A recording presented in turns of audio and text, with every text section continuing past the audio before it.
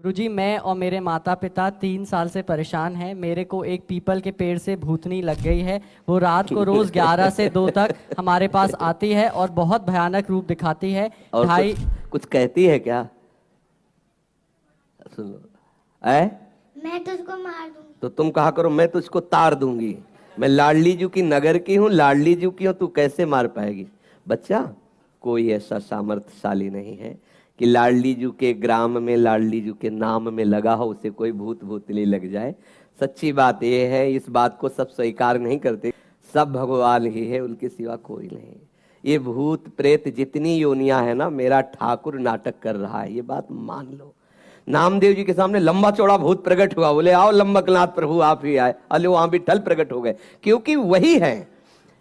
पंखे में, बल्ब में, हीटर में, फ्रिज में यंत्र के आकार के कारण उस बिजली का प्रभाव बदल गया। एक बहुत गर्म कर रहा है हीटर, और उसी बिजली से एक बहुत ठंडा कर रहा है, इतना ठंडा कर रहा है कि पानी बर्फ हो गया। एक है जीवन दान दे रहा है, छू जाओ तो जीवन ले ले, वही बिजली। बिजली में कोई अंतर नहीं। ऐसे ही श्री कृष्ण रूपी बिजली सब अनंत ब्रह्मांडों में व्याप्त है। हम उधर देखें, जब कोई भयावह स्थिति आवे उस समय आप चिंतन करो मेरे प्रभु पधारे हैं। बिल्कुल नहीं। और ये तुम विश्वास कर लो कि राधा किशोरी के नगर में जन्मे, उनकी सखी हो और राधा राधा जिभ्या से कहो, कोई छू नहीं सकता। बच्चा, बिल्कुल कोई नहीं छू सकता। आज से तुम डरना मत, पक्का? और जब तुम्हारे सामने कोई आए तो जोर से चिल्ला के कहना लाडली किशोरी राधा, फिर हमें बताना। करना तो तुम, ठीक है, ऐसा करना और फिर हमें तुम बताना। अगली बार आना, बताना भूत कैसा है, कहाँ है भूत, ठीक है? जब गंगा किनारे भ्रमण करते थे ना, तो काफी वर्ष गंगा जी की प्रदक्षिणा में किनारे किनारे व्यतीत हुए। नई अवस्था, तो जैसे कभी मन भयभीत करता ना कि यहाँ स्मशान है, कुत्ते लाश खा रहे हैं, कोई साथी नहीं, बड़ा संन्यास मार्ग में, तो तत्काल चिंतन आता, जब सर्वम खलमिदम ब्रह्म, तो भूत की सत्ता कहाँ है? मन कहता नहीं है, तो वही स्मशान में जाके बैठते, बैठ दिखा कहाँ है, कौन है, क्या है? सही कहते हैं।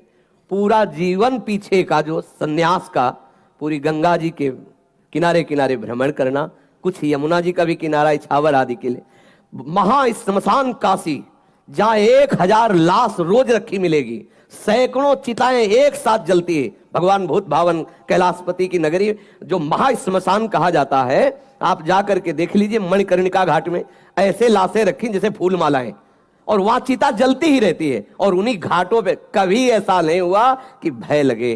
भय तब है जब आप स्वीकार कर लो। अभी आपको भयभीत कर दे कि जरा सी हवा लगी पर भूत, भय। आप देख लो, बिना मतलब के भूत आ जाएगा आपके दिल, आवाज भी आने लगेगी। ये मनीराम बहुत विचित्र है, आपको बिल्कुल लगेगा कि कहीं कोई ऐसा नहीं। एक योनि है, भूत योनि है, जो कर्म बिगड़ जाने के कारण, जैसे धुंधकारी प्रेत योनि को प्राप्त, ऐसी योनि है। वो अपना कल्याण करने के लिए भगवत भक्तों के सामने आते हैं, भयभीत करने के लिए नहीं। जैसे भाई जी से हनुमान प्रसाद पोद्दार जी समुद्र के किनारे बैठे हुए नाम जप कर रहे थे, तो देखा कि एक पारसी पोशाक धारण किए हुए कोई सम्माननीय व्यक्ति खड़ा है। तो भाई जी माला पूरा के बोले साहब बैठ जाइए। तब वो ऐसे सांस ली और बोले आप बोले तो मेरे को हिम्मत पड़ी, डरना नहीं। तो भाई जी ने कहा हम क्यों डरेंगे? बोले मैं पुरुष नहीं हूं, मैं भूत हूं। तो एक बार तो भूत सुन करके लगता है कि भूत, तो भाई जी ने कहा कोई बात नहीं, भूत है तो आप यहाँ क्यों आए हैं?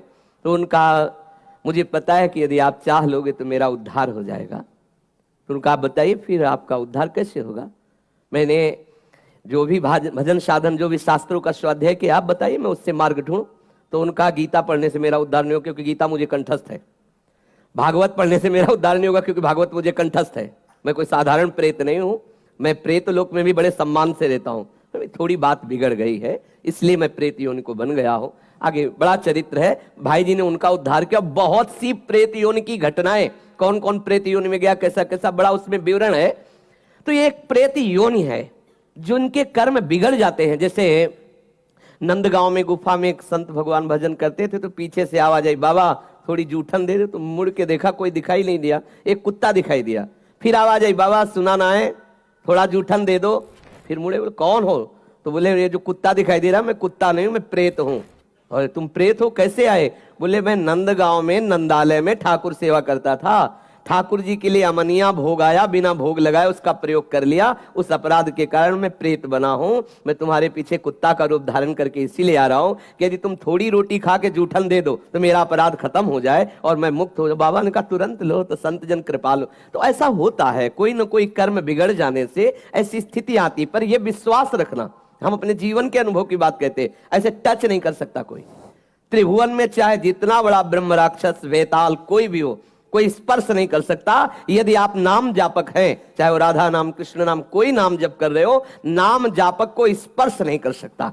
ऐसे कई घटनाओं में हमको दिखाई दिए हैं, ऐसा देखा है, और निर्भय होकर, कोई भय नहीं लगा, ऐसा देखा। जैसे एक बार 3 बजे हम शौच के लिए कमंडल उठाया, तो जंगल में जाना होता था, कोई शौचालय की ऐसा, वो तो अभी कुछ वर्षों से शौचालय का ऐसी व्यवस्थाएं बनी नहीं, तो ग्रामीण आदि देशों में कहीं शौचालय पूरे नगर में नहीं होती थी, वो तो अभी व्यवस्थाएं हुई। तो कमंडल लेकर शौच के लिए निकले, तो देखा कि गांव के बाहर एक नववधू लोटा लिए शौच के लिए जा रहे। तो हम खड़े हो गए कि ये जिस दिशा को जाए उससे विपरीत दिशा में हम, वो खड़ी हो गई।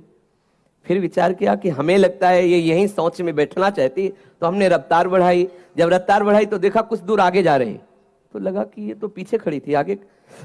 हमारा ये था कि हम कभी डरने वाली स्थिति में अपने को नहीं खड़ा करते। हमारे मन में आया नहीं नहीं, ये मेरा भ्रम है, वो हमसे आगे निकल गई होगी। जब वो आगे गई तो हम पीछे मुड़े, तो देखा हमारे दूसरे रास्ते में खड़ी। अब हमें पक्का विश्वास हो गया कि ये कोई स्त्री नहीं है, कोई पतित आत्मा है जो इस रूप में है। तो जोर से भगवान नाम उच्चारण, खत्म खेल। ना कोई भय और ना वो हमें दोबारा दिखाई दी।